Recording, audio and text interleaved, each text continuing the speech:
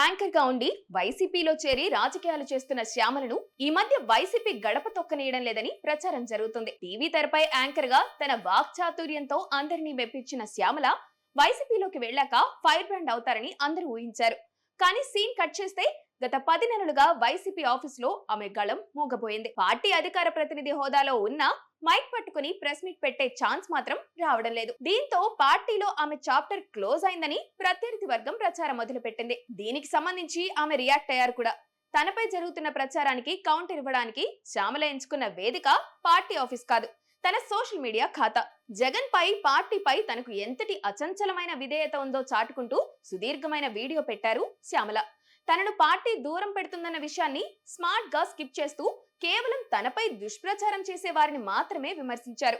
పాపం, పార్టీ కోసం గళమెత్తి ఉన్న ఆ అవకాశాన్ని పార్టీ ఆఫీస్ లో 4 గోడల మధ్య కాకుండా ఇంటర్నెట్ వాల్ పై మాత్రమే చూపెట్టుకోవాల్సి రావడం చూస్తుంటే వైసీపీలో ఆమె పరిస్థితి నోరున్నా మాట్లాడలేని చందంగా మారిందని గుసగుసలు వినిపిస్తున్నాయి. రాజకీయాల్లో ఎవరైనా తమ ఉనికిని ప్రెస్ కాన్ఫరెన్స్ల ద్వారా చాటుకుంటారు.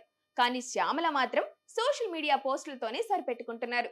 తనను ప్రెస్ మీట్లకు రానివ్వడం లేదన్న పచ్చి నిజాన్ని దాచిపెట్టి అంతా బాగుంది అన్నట్టుగా బిల్డప్ ఇవ్వడం చూసి సొంత పార్టీ కేడరే నవ్వుకుంటుంది. 10 నెలలుగా ఒక్కసారి కూడా పార్టీ తరపున మాట్లాడే ఛాన్స్ దక్కకపోయినా ఈ పోస్టు ద్వారా జగన్ దృష్టిలో పడితే మళ్ళీ మైక్ దొరుకుతుందేమో అన్నది ఆమె ఆశగా కనిపిస్తోంది.